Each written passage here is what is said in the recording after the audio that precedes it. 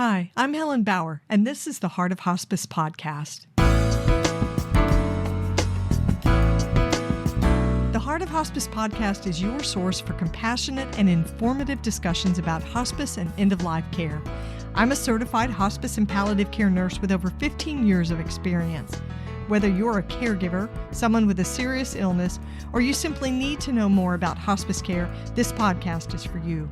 Join me as we explore all the aspects of hospice, from the details of caregiving to the emotional and spiritual dimensions of end-of-life journeys. For more resources and to connect with me, visit theheartofhospice.com and find us on Facebook, Instagram, and LinkedIn. Keep listening for today's episode.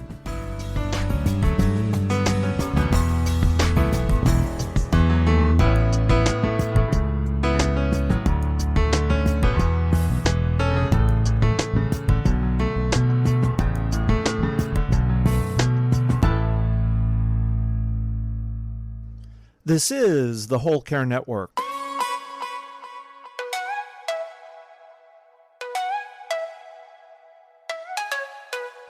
Helping you tell your story one podcast at a time.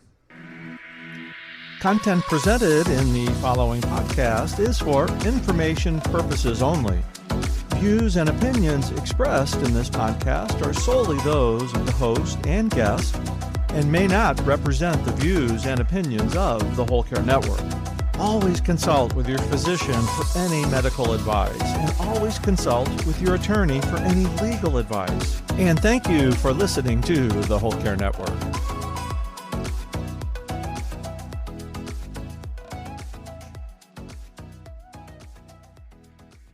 This episode of the Heart of Hospice podcast is being brought to you by GrandPad. This holiday season, give the gift of connection with GrandPad. GrandPad is the all-in-one tablet designed specifically for seniors. This Christmas, give the gift that keeps on giving, a world where no senior feels lonely or isolated. GrandPad is more than a gift, it's a gateway to cherished family memories.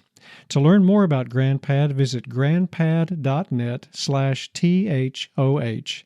GrandPad, bringing families together. David Abend has spent decades helping people see things differently and rebranding death by showing how embracing our mortality can lead to a more fulfilling life. David Abend is the co-founder and editor-in-chief of The Bucket, an online magazine that helps people make choices to reduce deathbed regrets, which he calls DBRs. He has spent decades helping people see things differently through The Bucket, and he takes on the ultimate marketing challenge, which is rebranding death. The Bucket offers a mix of podcasts and interviews and articles that go beyond inspiration, providing some actionable how-tos for making meaningful life change. David's also a certified life coach, and he helps guide clients to make intentional, purpose-driven decisions that won't leave them wondering, what if?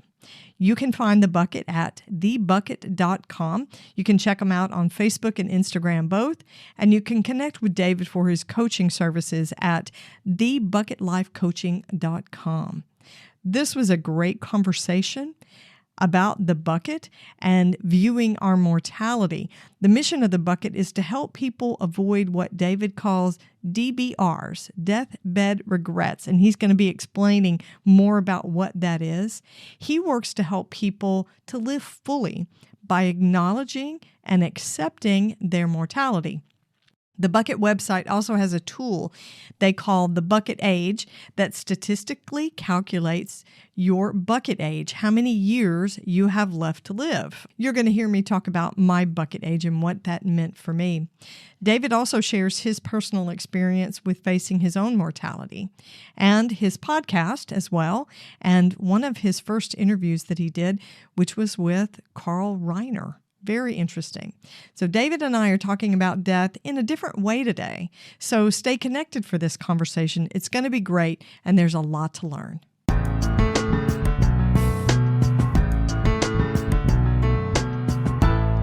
David, welcome to the Heart of Hospice podcast. It's so great to have you with me. Thanks, Helen. It's good to be here. This is a little bit of a dream podcast interview for me. You probably don't know this. I didn't disclose it, but I've known about the bucket for a long time. We have some colleagues in common, and Gabby Jimenez at the Hospice Heart had recommended you as a guest for the Heart of Hospice podcast. So it's great to have you on the show. Well, it's great to be here. And yes, we do know a lot of the same people. We do. So I'm going to start out with an icebreaker question just to get our conversation started. What is the most outrageous thing in your advanced care plan? I'm going to come right out and admit that I don't have one. That's okay too. That is isn't okay. That amazing? So I don't find that shocking at all because I myself do not have an advanced care plan. And the reason I like to ask this question and talk about it is because I think end-of-life workers or people who are in the death space struggle just as much with advanced care planning as everybody else. I agree with that completely in terms of what I see with the bucket and our mission and how, you preach one thing, but you don't always live up to what you preach. Oh, absolutely. Absolutely. Nurses, because I'm a hospice nurse, we are the world's worst because we will tell you, oh, you have to exercise and eat low fat, low carb, all of that. And then we go out to the car and smoke a cigarette on the way to McDonald's. So we are no better. We are no better. Well, I feel like I'm in good company then on my lack of advanced care planning. But let's talk about the bucket. What is the mission of the bucket, and where did you get the name? What's the significance of the name? Well, first, our mission is to help people make decisions to reduce or eliminate deathbed regrets, or as we call them, DBRs. These could be regrets about bad relationships with a sibling or your mother or your child, or feeling like you never did something that was authentic to who you really are. Or maybe it was a place you always wanted to go, but never got to, or something you always wanted to do, a hobby that you thought about doing and you never did. And so these are things that you could be on your deathbed saying, wish I had done that. And so we try to get people thinking about those things early while you still have time to change things.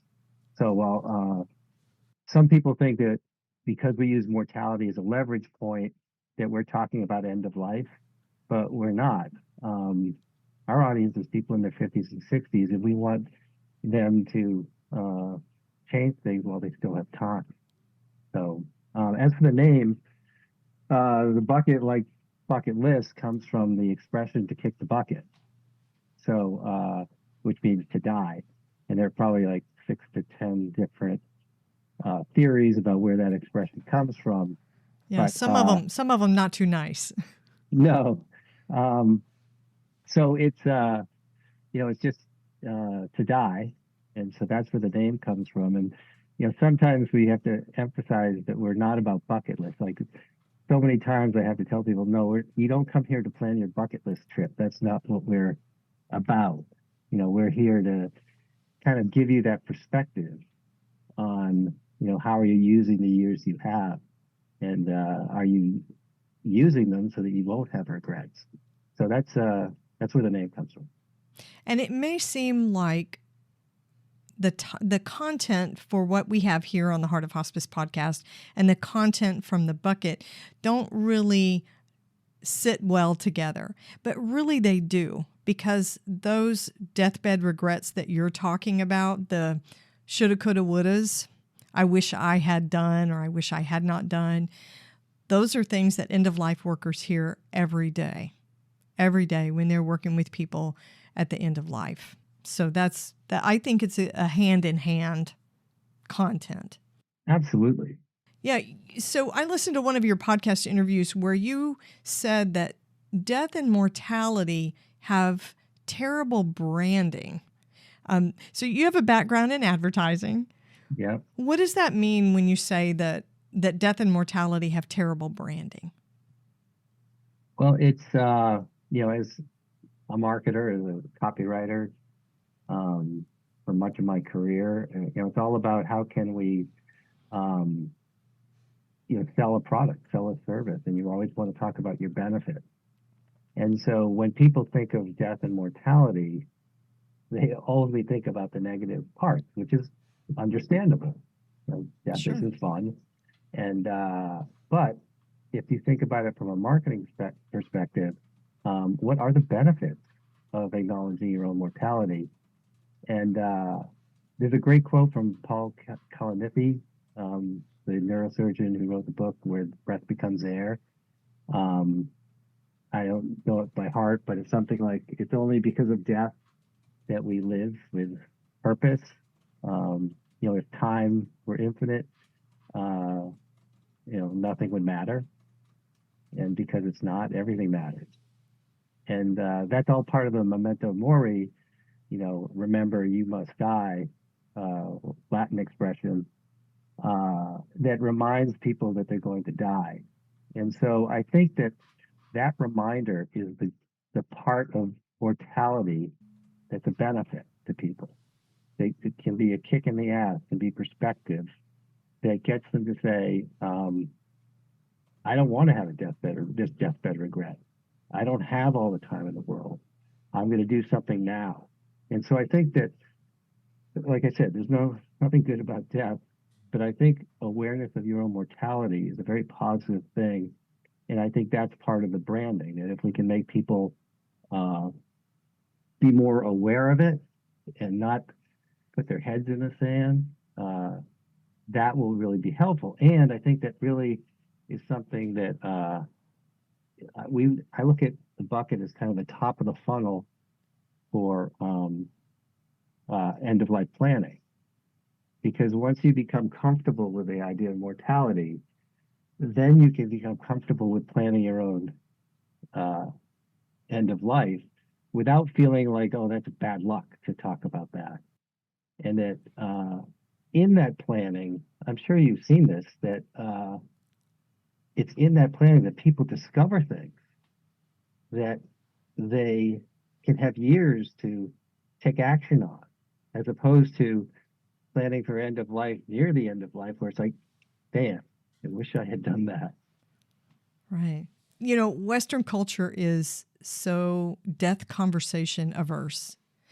So I am here to tell you that I have been a hospice nurse for 15 years. I have been talking about death and dying and end of life and hospice and terminal illness for 15 years. I'm still alive. So for everybody out there, that's the way it works. You can talk about it, but I do think, I wouldn't say it's to the extent of being superstitious, but we do have this feeling that somehow if you talk about it, and I know there are cultures where you're sort of speaking it into being. So just by having a conversation about death, somehow you've set something in motion. Right. But it's already in motion. Yeah, it's happening, and those who choose to ignore it, I think those are the people who end up with regrets. I don't think, we talked about eliminating deathbed regrets. I'm sure there are things that can happen that you regret and you didn't really have control over. But there are many things that people do have control over. Yeah, that's true. And we do hear a lot of those deathbed regrets. It's hard to listen to. It's hard to listen to people with regrets like that. Yeah, and they're mostly, from what I've read, because I certainly haven't been there myself, but they're all very similar. It's not like there's this huge range of regrets that people tend to have. They all seem to be fairly similar, and I think the podcast I've done, it comes down to relationships most of the time, and the second one is not being authentic to who you really were or really are. Right, not going for what you wanted. Yeah. It's amazing how similar those things are from person to person. How many people have that? So these end-of-life discussions and talking about mortality, how do you think we can get more comfortable talking about this stuff? I think that proof is how we can make it happen. And I also think normalizing it. I mean, that's one of the things the Bucket has tried to do, which is um, to have articles about everyday things that come in kind of the back door on mortality awareness. You know, we had a whole theme on pets, and we had a whole thing on travel, and you know, our articles were designed to be normal articles about things like decluttering, but the message came around to making a choice that you can make to change your life. So the decluttering article we did, you know, there was a decluttering phase, and it was very material in terms of getting rid of stuff.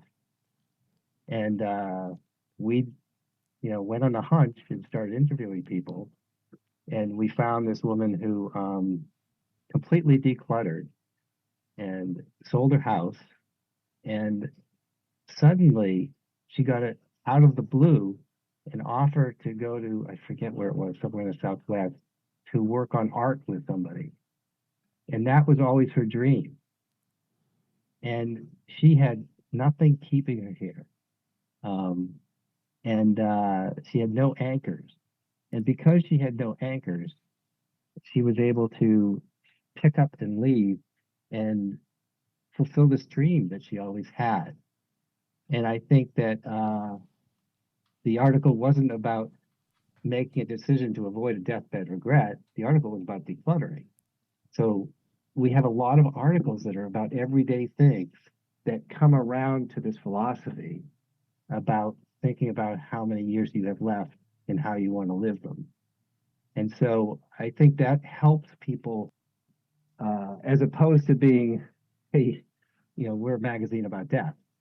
Right. You know, that nobody wants to talk about. So I think normalizing the conversations and kind of coming in the back door with the message about mortality awareness and making decisions to avoid regret, I think that's one of the ways to do it. So her dream that she was offered would not have been possible, or it would have been a lot harder for her to have if she had not already decluttered like that. Absolutely. Absolutely. And, you know, I just have a personal experience where my wife and I, a couple of years ago, we had been in the house for over 30 years, and we didn't know what we were going to do. And we didn't know what the path was, but we said, you know what, this is a good financial decision for us to sell the house now. And no idea what was going to happen. But we sold the house, and then suddenly a house became available in a place we always were interested in. And we then were able to buy that house.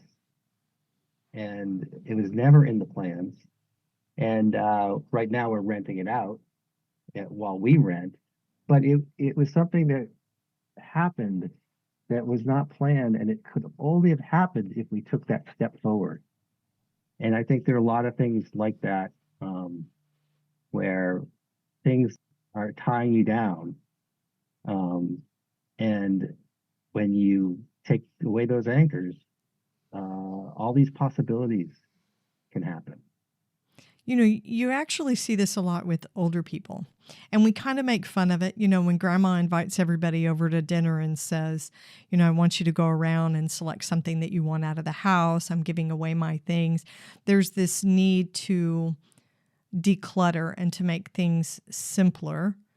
And really that is a form of advanced care planning, an informal way of doing it. Mm-hmm. But it's that mindset that there's a finite endpoint that we all have, but it's living with awareness of it. The key to it, I think, is living with awareness when you're 25 years out or you're 30 years out. Yeah. Yeah. And that's what, when I started to answer that question, I talked about proof points.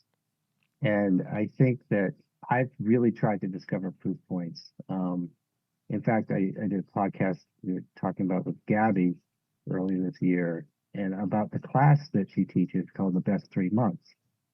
And that is about planning for the last 3 months of your life presumably because you have terminal disease or something.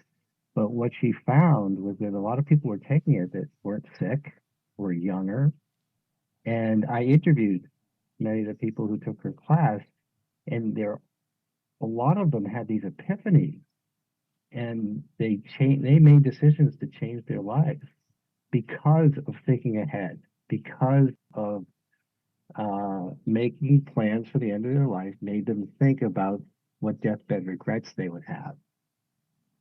And because of that, they made decisions that literally changed their lives. And so I think the more proof points that we have that thinking about this, planning ahead, can actually have benefits, not just for the end, but for now and how you live your life. I think that's a pretty amazing way to live, with an awareness that what we have is temporary. Even if you've got 50 more years, it's still temporary. There's going to be an end to it. So be grateful and don't waste what you have. Yeah, absolutely. I hope you're enjoying this episode. We're going to pause for just a minute. My guest has more to share. This episode of the Heart of Hospice podcast is being brought to you by GrandPad. This holiday season, give the gift of connection with GrandPad, the perfect way to keep your older loved ones close, even when you're far apart. GrandPad is the all-in-one tablet designed specifically for seniors, making it easier than ever to share holiday cheer across generations. With secure, simple video calling and photo sharing, you can virtually join in on decorating the tree or watch as your little ones open their presents, no matter the distance.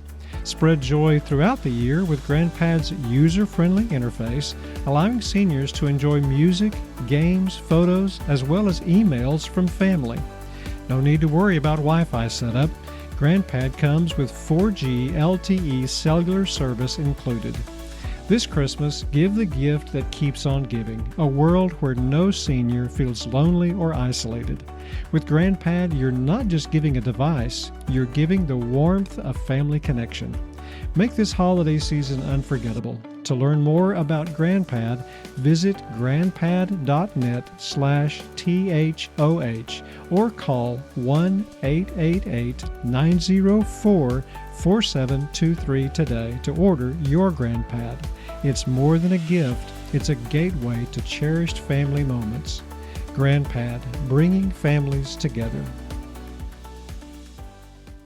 I want to talk about bucket age. Can we talk about bucket age? Sure. Tell my listeners what a bucket age is. Well, bucket age is simply your current age. I mean, your life expectancy, and we just use the Social Security statistic for that, minus your current age, and that is how many years statistically you have left to live. And we call that the bucket age. And if you go to our website, there's a calculator there where you can calculate your own bucket age. And it's really astounding to me when people do that, how surprised they are. Which it's like it shouldn't be surprising. But we actually have a video on the site of watching people calculate their age, and you see the expression on their face. And this is people who have half their life to live, and there are people who are 20 years past their life expectancy. And it's just amazing to see people's reactions. And I think that people live like they're kind of looking forward all the time, like I'm this age and I'm gonna live to that age. But it's when you look back and say, the age I end at to back where I am now, that's how many years. What are you gonna do with those years? And so that's what the bucket age is all about. It's very eye-opening to people. So do you think there were people in the video, when you videoed people that were getting their bucket age, were there some that were depressed or sad, thinking, "Oh, this doesn't seem like very long"? Yes, there were. But what happened is that people were saying that was their first reaction. And then it was like, wow, I gotta do stuff. I've gotta get busy. And I think that that's what we're trying to do. We're trying to get people busy and being aware of that number. And of course, it's statistical. Who knows how long someone's going to live? Sure. But I think that people wake up and it's too late to do something. One of our articles is about climbing the Grand Canyon and about you have to factor in, what age it would be that you can no longer do that. And as opposed to saying, when I retire, I'm going to hike the Grand Canyon. And it's like, okay, I retired. Now I'm too old to do that trip, very strenuous trip. And so, how can you live your life so that you get to do that? And instead of waiting till you retire, how am I going to do that right now? And that's a lot of what the bucket is about. Yes, we have philosophy and the perspective, but most of our articles are how-to articles. And it's, you want to make this choice, this is how you can make it. And, we have an article about home swapping.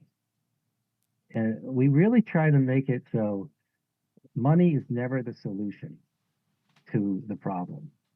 Because if money were the solution, then, go find a way to make more money. The idea is that most people, money is an issue. They can't just throw money at the problem. And so we try to have solutions that involve planning and making choices.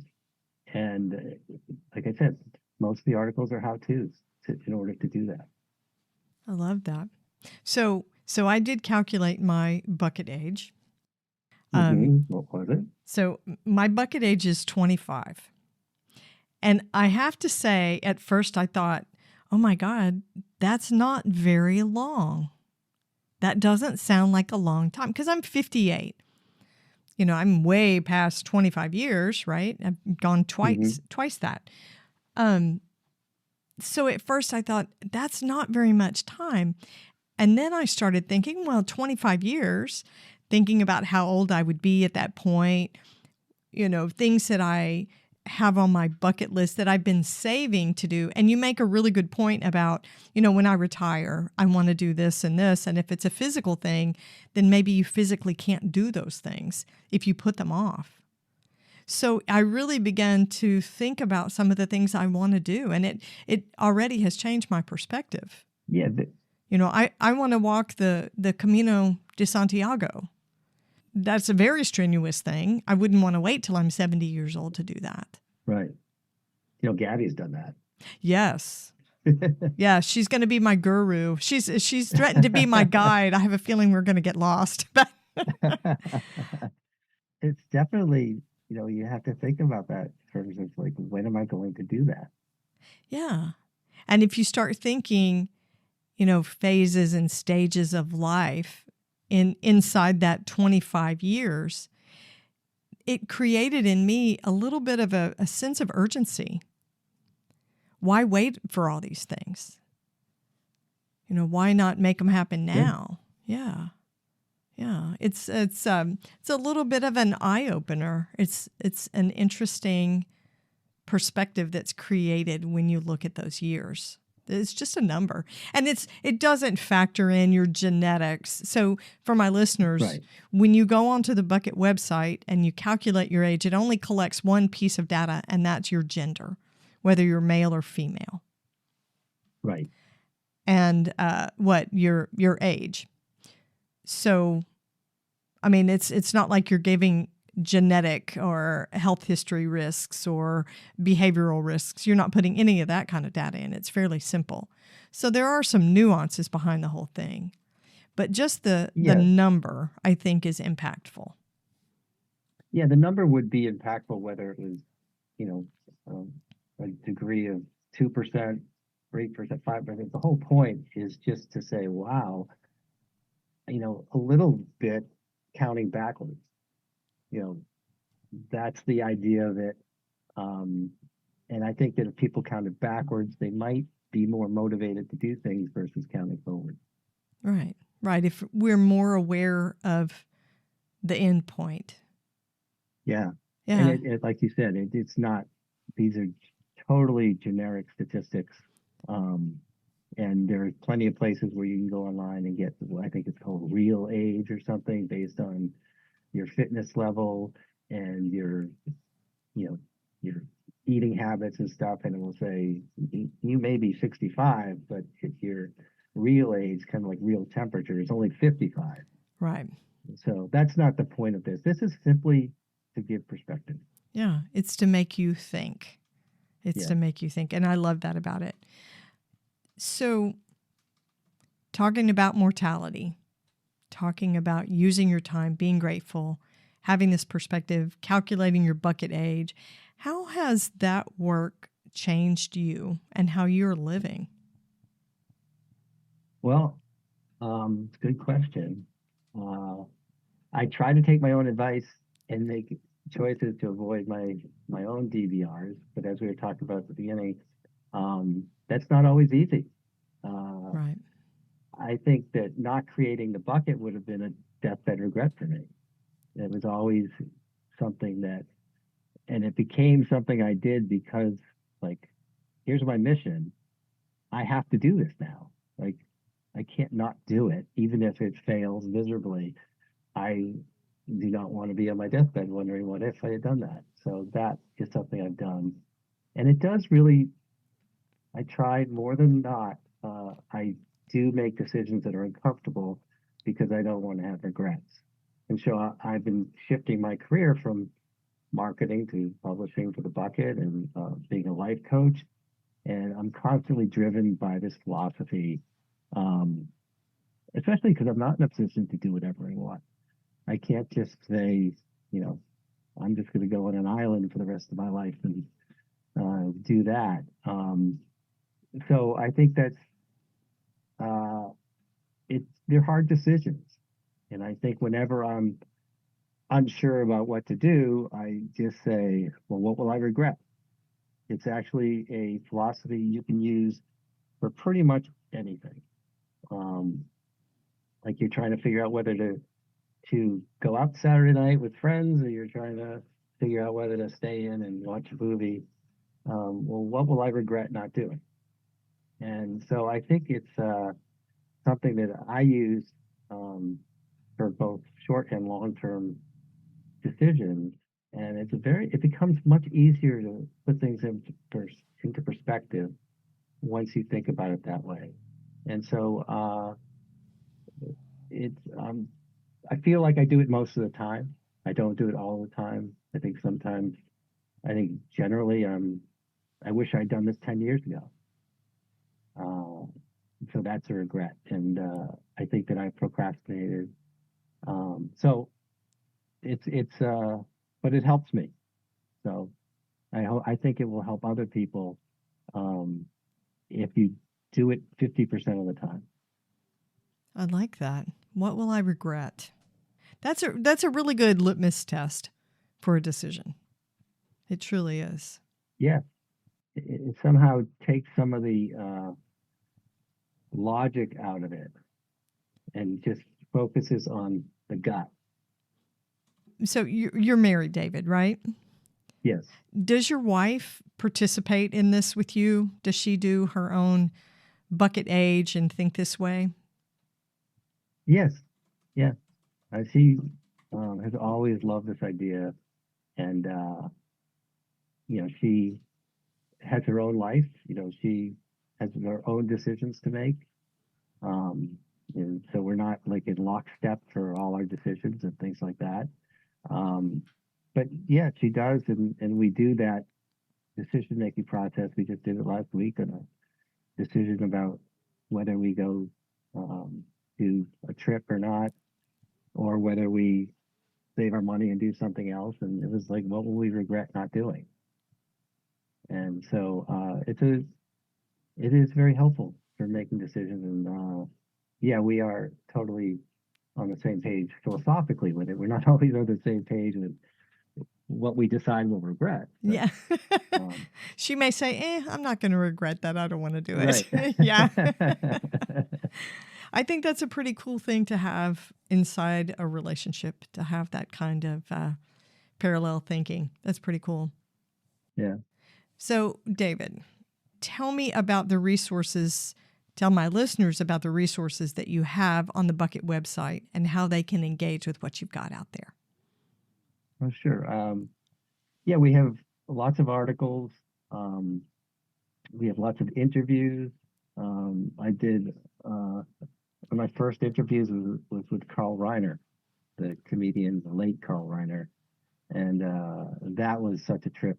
I went to his home, and getting his philosophy on life and aging and making decisions. And so I do lots of interviews, um, lots of articles that are written, and we try to come at it from a number of different angles. We have travel, we have relationships, we have financial categories. We also have regular contributors who write columns for us. We have one that's called the DBR Diaries, which is all reader submitted articles about a deathbed regret that they avoided. Oh, And cool. so it's really powerful, some of these stories for people, and sometimes they're sad about what people went through, but it's really powerful.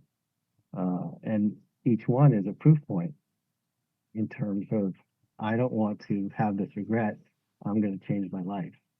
And so that's one of the things we have. We have podcasts ourselves, and I'm trying to think if there's anything else. I do a blog post, but there's all sorts of different ways to come at it. As I was talking about before, trying to normalize the conversation so it's not about death, it's about life, and helping people who have different decisions to make decisions so they can avoid deathbed regrets. So it's all on our website, thebucket.com. That's all you have to remember, all one word. And it is a subscriber-based model, but we have a lot of articles. Our most recent articles are free for anybody. All our podcasts are free. And if you want to subscribe, it's a free month. So that's how you can find us. We also have social channels, which you can see on our website. So Right. Facebook and Instagram. And yeah. David, you do life coaching as well? Yes. Where can my listeners engage with you and find out about your coaching services? That's thebucketlifecoaching.com. Yeah, I've always felt that the Bucket was a passive life coach, our articles. And so last year I said, well, why don't I be an active life coach?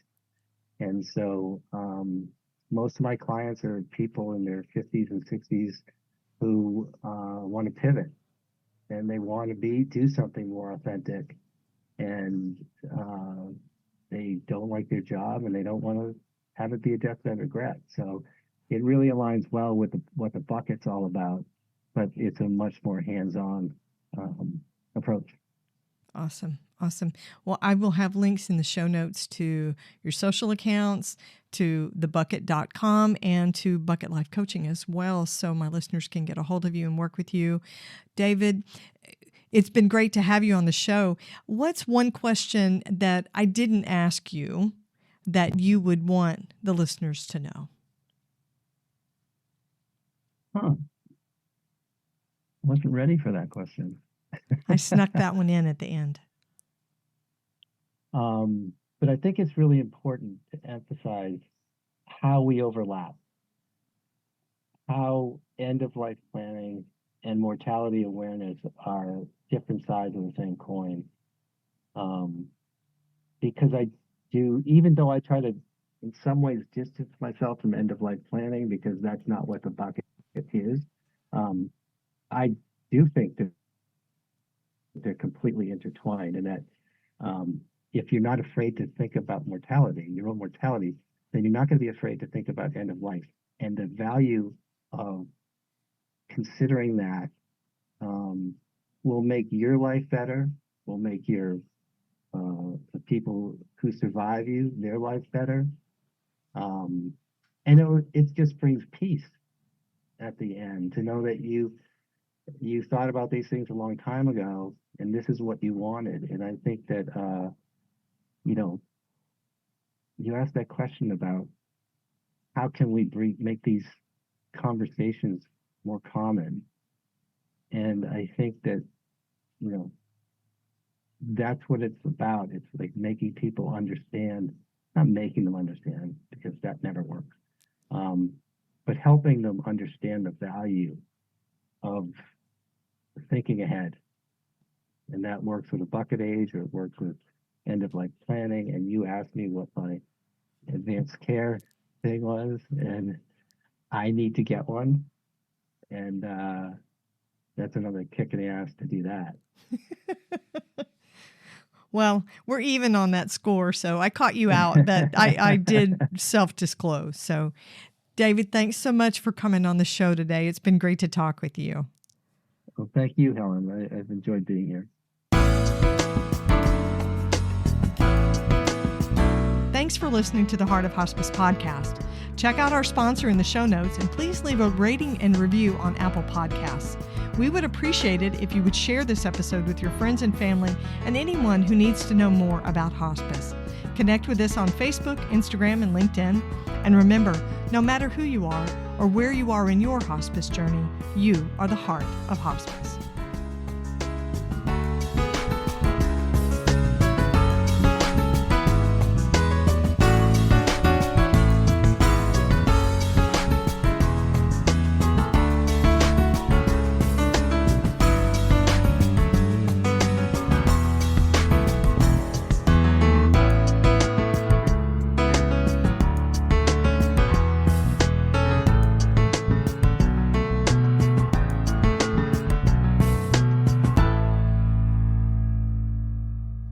This is the Whole Care Network.